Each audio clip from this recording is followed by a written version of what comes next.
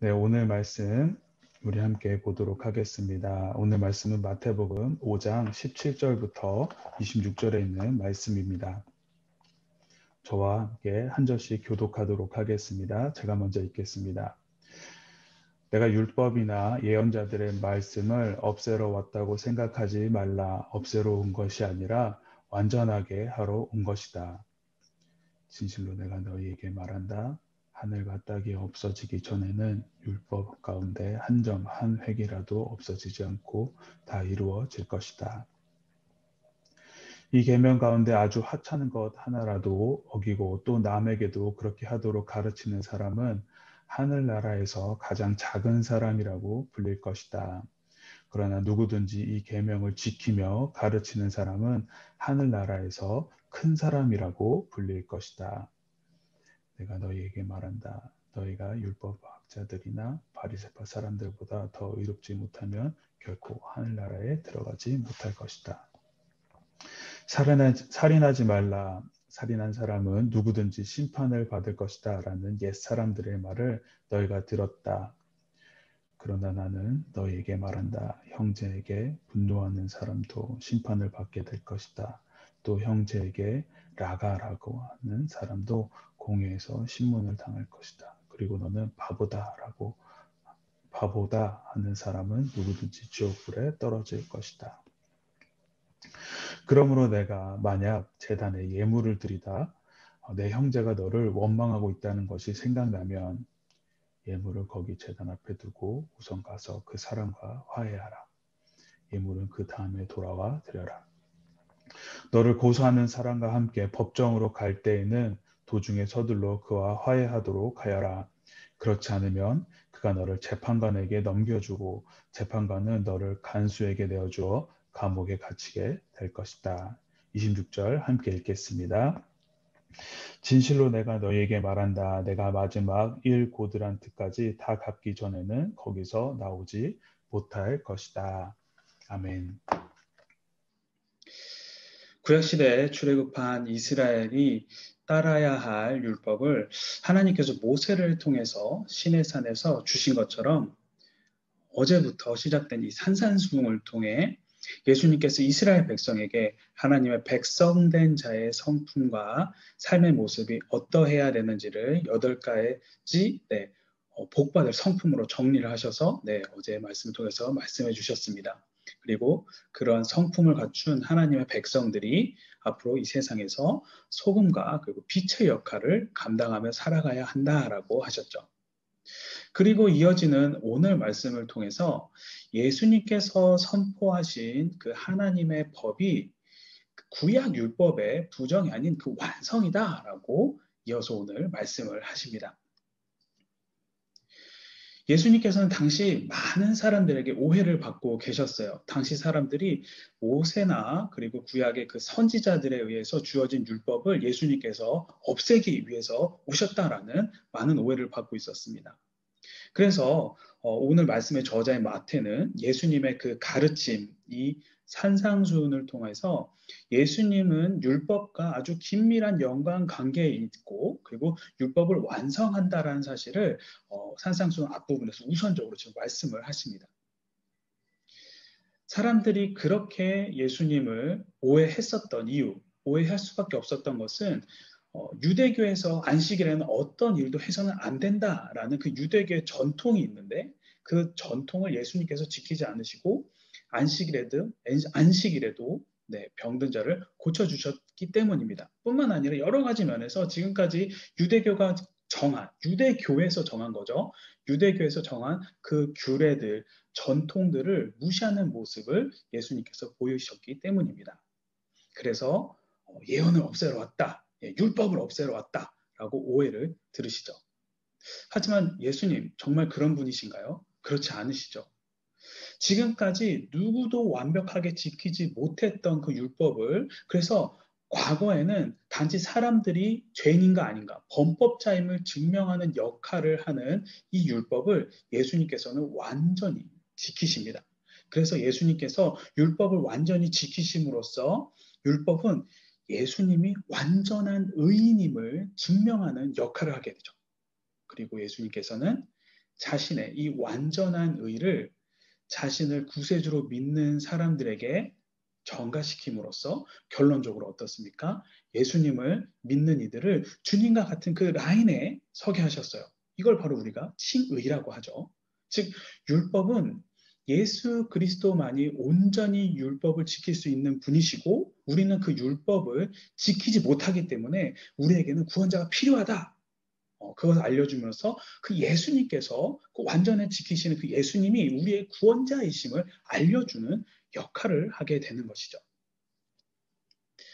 자, 이처럼 율법을 완성하기 위해서 오신 예수님, 이런 예수님을 보시고 오늘 마태가 이야기하기를 신약의 복음만이 유일한 진리이고 기준이다. 마태가 얘기한 경우 여태까지 많은 사람들이 신약의 복음만이 유일한 진리이고 기준이다. 구약의 율법은 신약에 와서는 아무런 효능이 없다라고 말씀하시는 분들이 계세요. 하지만 그렇지 않습니다. 율법이 신약 시대에 와서는 없어진 것이고 어떠한 효능이 없다라고 한다면은 없어지든 말든 어기든 말든 지키든 말든 누가 상관을 하겠습니까? 하지만 오늘 말씀 18절 19절에서 이야기하죠. 율법 가운데 한 점, 한 획이라도 없어지지 않고 다 이루어질 것이다. 하찮은 것 하나라도 어기면은 작은 자가 되고 지키는 자는 큰 자가 될 거다라고 이야기를 하는 것입니다. 우리는 율법을 단순히 죄를 판단하기 위한 기준이 되는 것이라고 생각해서는 안 됩니다. 율법은 하나님의 말씀이에요. 성령으로 감동된 하나님의 절대적인 진리입니다. 이 하나님의 말씀, 성령으로 감동된 하나님의 진리인 율법을 바울은 고린도 10장에서 사람들의 영적인 상태를 비춰보는 그 거울의 역할을 한다라고 이야기를 합니다. 여러분, 아침마다 거울 보시지 않습니까?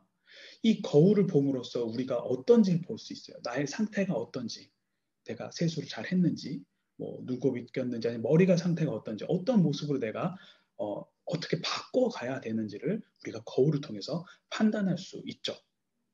이와 마찬가지로 우리의 영적인 상태를 비추는 이 거울인 율법을 통해서 우리는 내 자신이 죄인임을 깨달을 수 있고 그 깨달음을 통해서 하나님 앞에 무릎 꿇고 회개를 하게 됩니다. 그리고 바른 길로 인도하는 그 선생의 역할을 하게 되죠. 그런데 이런 역할을 사람의 그 양심도 충분히 할 수 있지 않는가? 내 양심이 할 수 있지 않습니까? 라고 생각할 수도 있습니다. 하지만 사람의 양심은 우리가 알고 있는 선악의 그 지식 안에서만, 그 안에서만 판가름을 할 수 있습니다.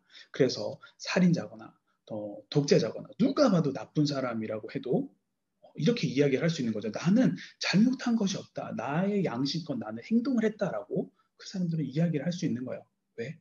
양심은 자신의 선악의 그 기준 안에서 판단하는 것이기 때문에 객관적이지 않고 상당히 주관적이기 때문입니다. 그래서 세상의 악과 선, 의와 불의, 불신앙과 신앙이 무엇인지를 우리에게 정확하게 알려주는 개역개정에서는 몽학 선생이라고 표현을 하죠. 이 역할을 하는 이 율법, 기준이 되는 것은 하나님께서 알려주신 그 율법 이외에는 없습니다. 그렇기 때문에 율법은 오늘도 수많은 사람들의 영혼을 깨우고 죄를 깨닫게 해줍니다. 그리스도의 십자가를 통한 대속의 진리, 그 필요성을 알려주고 느끼게 해줘서 예수님을 믿게 하는 그 역할을 하는 것입니다. 마지막으로 이 율법의 또 다른 역할, 그것은 하나님의 진노와 정죄와 심판의 기준으로 남는다라는 거예요. 사람이 구원을 받는 것은 율법을 행한 그 행위 때문이 아닙니다. 로마서에서 이 바울의 고백처럼 구원은 오직 믿음으로 이루어집니다.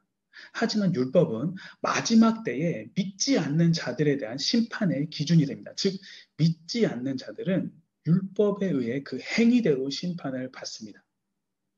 예수님의 재림 이후에 세상을 심판할 때 그렇게 사용이 되는 것이죠. 그렇기 때문에 율법은 한 점, 한 획, 또 없어지지 않는다는 것입니다. 다만 예수님을 섬기는 자에게는 새로운 뜻으로 율법이 전달이 되는 거죠. 왜냐하면 제사와 그 정결법들을 통해서 그 믿음과 중생과 연합에 대한 힌트를 율법이 가르쳐 준 것이 율법이었다라고 한다면은 율법을 통해서 그 힌트를 알려준 것들이 믿음과 의와 중생과 그 영적인 그 연합과 함께 변화되어서 완성된 모습이 예수님, 예수 그리스도, 예수님의 말씀, 예수님의 삶이기 때문입니다. 사랑하는 성도 여러분, 율법은 사람들을 구원의 길로 안내하고 삶의 기준을 제시해주고 끝까지 믿지 않는 사람들을 정죄하기 위해 존속하는 영원한 하나님의 말씀이고 진리입니다. 그러기에 바리새파 사람들과 율법학자들이 지키기에 급급한 그 유대인의 전통을 따르는 것보다 예수님의 말씀을 따를 때 우리는 삶은 온전해지는 것입니다. 율법은 예수 그리스도 안에서 완전히 완성되었고 예수 그리스도를 통해서 우리가 율법을 지키는 것이라는 것을 잊지 마시기 바랍니다. 그 뒤로 이어지는 21절 그리고 토요일 말씀까지로 이어지는 5장 그 마지막 절 48절까지의 내용을 보면은 예수님께서는 구약의 그 계명들을 예로 드시면서 각 계명 살인하지 말라, 간음하지 말라, 이혼, 맹세, 복수, 이웃사랑 이 6가지를 이야기를 드시면서 그것들의 요구사항을 말씀을 하십니다. 예수님께서 말씀하시는 이 내용들은 율법에 대한 그 율법학자들, 바리새파 사람들, 바리새인들의 해석보다 훨씬 더 포괄적이고 어떻게 보면 좀 더 엄격합니다.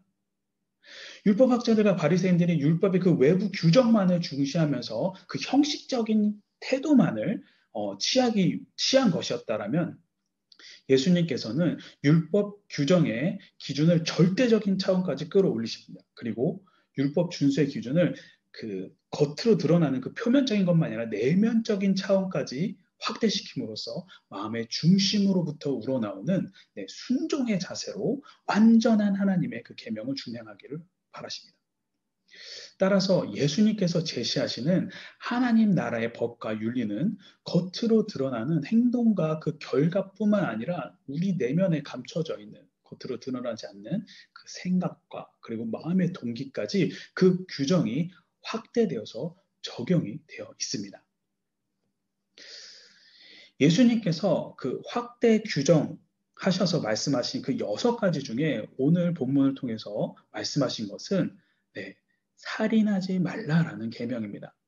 오늘 말씀에서 예수님께서 살인하지 말라라고 말씀하시면서 살인하는 자는 심판을 받을 것이다 라고 말을 하십니다. 그러면서 이어지는 21절에 그 옛사람과 그 22절에 나는으로 살인하지 말라라는 그 율법에 대한 옛사람 그리고 나에 대한 그 율법에 대한 대비를 보여주십니다. 이러한 대비를 통해서 예수님께서는 살인하지 말라라는 규정의 범위가 살인이라는 그 행위까지만이 아니라 분노하는 그 사람, 원망하는 사람과 같은 그 증오, 그 마음까지라고 말씀을 하십니다. 예수님은 이러한 대비를 통해서 우리들에게 알려주고 싶으신 것은 율법이 너무 문자적인 그 율법에 문자적인 것에 매이지 마라.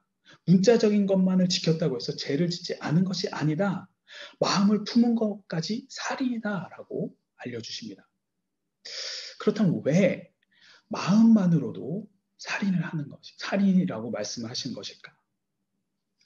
악의를 가지고 악한 마음을 가지고 형제에 대해서 화를 내는 것을 살인죄로 규정하는 까닭은 많은 경우, 대부분의 경우가 살인이 어디로부터 증오하고 분노하고 화를 내는 것으로부터 시작되고 비롯되기 때문입니다. 즉 예수님께서는 사람을 죽인 그 실제적인 행위뿐만 아니라 그 행동을 가능하게 하는 내적인 동기인 그 마음에까지 살인죄를 확대 적용하시면서 마음의 증오를 품은 것은 결코 가볍게 여길 죄가 아니다. 이것도 범죄다. 큰 죄다라고 말씀을 하십니다. 그러면서 이어지는 비유를 통해서 사람이 다른 이와 불화가 있고 고발당하는 상황에는 심판받기보다는 서로 화해하는 것이 지혜롭듯이 다른 사람을 증오하는 죄를 품고 있다면 하나님께 심판을 받으라고 가르치십니다. 사랑하는 성도 여러분, 오늘 말씀을 통해서 율법의 완성되신 예수님의 말씀에 귀 기울이셔서 예수님을 따라 예수님 말씀에 귀 기울이시고 우리들 마음 가운데 용납하지 못한 자가 있다면 용서하시고 화해할 수 있는 기회를 허락해 달라고 주님께 구하시는 우리 모두가 되기를 소망합니다.